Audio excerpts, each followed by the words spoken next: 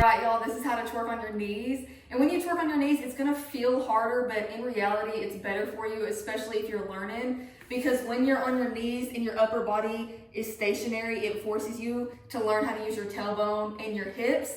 Versus when you're standing up, it's really easy to, and you see a lot of people do this, put their whole body into it, especially their back, and they're kind of like this. Or they're the opposite, where they're just jolting. And a few other things that I want to say outside of this tutorial that can really help you is not only to watch yourself in the mirror, but more than anything, film yourself. Because when you watch yourself in third person point of view, you see all the things that you don't see in the mirror and that are more specific to your body. Like for example, me, anytime I film myself, I notice how my hips aren't even. I don't know if they set weird or what, but one looks more stiff. So every time I go to this side of my body, I know I have to like emphasize it more just to make it look even. And I can't teach that, or nobody can really teach that unless they're watching you in person or you're watching yourself. And obviously you want to wear something loose, especially if it has print on it. Okay, we're going to start with the easiest and work our way up. And the easiest for me is glute oscillations, which I don't really know if it's a twerk, but it does look good. And it's literally just squeezing your muscle. You can do it at the same time, you can do it up, and you just squeeze. One at a time, two at a time. And if you work out, this should be really easy for you because it's literally just mind to muscle connection. And that's something that you're gonna have to figure out on your own. Think about squeezing that muscle. You have to put your mind to it, okay? And if you can't figure out how to use your glute muscle, you can still twerk. It's just gonna make your glutes look better in certain twerks when you know how to use your muscle. But if not, you're still gonna be able to move it, okay? So the most basic twerk that you can do is just straight up and down. And when you're on your knees, there's 3 ways that you can do it, which is more sitting up like this, or you can be bent over and your legs more spread like this, or your legs can be together and it's like that. Now, I wanna start, because it's gonna be the most easiest, for your legs to be more spread. And the reason it's most easiest is one, you're gonna get more range of motion because your knees is what's really gonna drive the movement. You're gonna use your knees to flick up and down. Versus when your legs are closer together, it's more gonna be in the hips. Get what I'm saying? And also, the further apart that your legs are in any twerk is gonna give you more booty meat to work with. Because when your glutes are close together and you're bent over, it's gonna stretch your glutes out and the meat is gonna be dispersed, so you're not gonna be able to feel it as much and you're not gonna see as much movement. I do see a lot of people doing this. Like that, or they're like this, jolting. So, I'm gonna show you what it looks like to just use your tailbone. Your tailbone is the very bottom, almost just think of your lower back. You're just gonna squeeze that up, okay? Notice how none of the rest of my body is moving. That's just my tailbone. Tailbone, now I'm gonna do tailbone and hips. My hips are right here. You can even put your hands on it and feel them flicking up. So, tailbone, hips, legs. Did you see that? Tailbone, hips, legs. Those 3 parts of your body is what's driving the full movement. You do not need your upper body.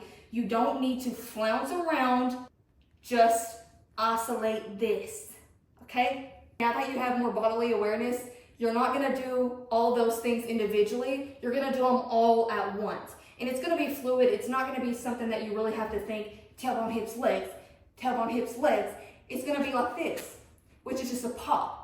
You're gonna squeeze your legs together and pop your hips at the same time and then drop them. Up, drop. When you drop, you just drop the tension. You don't have to force it down, okay? You don't have to go boom, down, boom, down. That's how you start looking so sporadic. You just drop the movement. Up, release. Up, release, okay? If it helps, you can put more of your weight on your upper body, which is also gonna give you more booty meat to work with because your glutes are less stretched, and practice up here. And then slowly sit back into your hips, bring your feet closer together, because this looks visually more appealing, and then flick, okay? Now, when your legs are closer together, the movement's more gonna be in your hips and your tailbone rather than your legs, because your legs in this position don't have as much range of motion. It don't have as far in and out to go. So most of it is, like I say, is gonna be in your hips. So you're literally gonna flick your hips and your tailbone. Boom, boom, boom, boom. There's not gonna be as much booty meat, there's not gonna be as much movement, but it still looks nice and you still wanna learn how to do it. You don't gotta force it down. Don't be forcing it down. You're gonna force it up, up, up, up, okay? Don't put your back in it. Leave your back arched and then use your hips. Keep your weight in your hands and it'll really help you use more of your lower body. Oh my gosh, the floor is rubbing my feet raw, so I'm gonna put on my socks. Okay, so this is the next twerk. You can go back, you can go forward, you can go back. Your butt is clapping like this. I'll slow it down for you. Don't be so tense. Don't be so tense. Now, same thing as before. You want to keep a curve in your back. You want to keep more of the weight onto your upper body so it frees up your lower body. You don't want to be flat back doing this. You want to have an arch doing that, okay? But that's not even what we're doing. We're doing the side to side.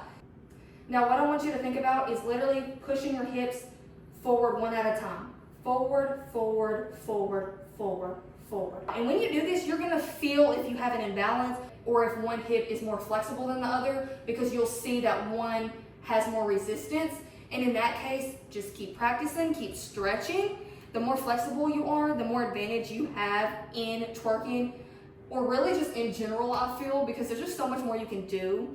And it's just so good for your body. Y'all, I've been working on the splits for so long. And just know if there is resistance there, it's not gonna hold you back, because when you're actually doing the movement, your hips are just barely rocking. Now, as you're practicing rocking your hips, you're gonna also practice flicking your butt, flicking your butt, flicking your butt, flicking your butt, flicking your butt.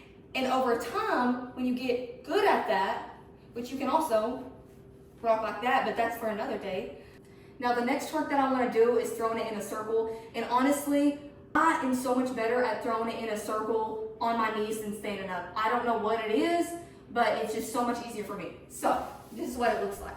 Not so much as moving your hips in a circle, it's more throwing your hips to one side. I always throw it to the left, but whatever feels more comfortable to you. You're literally gonna push this knee towards the other knee while you're bringing your hip to the side.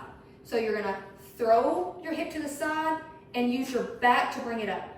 Okay? You're gonna throw your hip to the side, use your back to bring it up, and then naturally it'll follow. Even when you see people standing up, if you watch their feet and their ankles, they're using one foot mainly to throw it. And that's kind of what I do on my knees, is I use one knee to throw it. So like I say, you're gonna bring this knee towards the other knee. And when you do that, it's not gonna be such a huge movement. You don't gotta throw it over there, okay? It's gonna make it look like you're going into an oval or a diagonal. It's gonna look kind of like that. It's just gonna be a small movement. So it's gonna be small, small. And then you get better at it and you throw your booty meat into it, okay? And you do wanna put all the weight that you can on your upper body without coming all the way up here. You don't wanna be like this.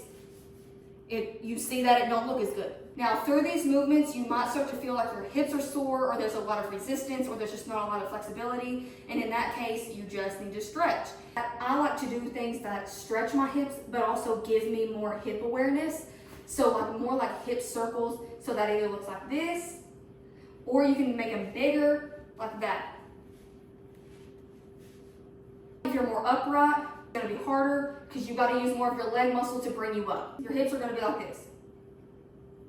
Your hips and your butt cheeks is gonna be like this. Your hips, your butt cheeks, and your legs is gonna be like this. Okay? So it's important that you learn how to use all three. You want everything to be cohesive. When this hip raises, this glute raises, and this leg raises. You get it? And it's the same, excuse me.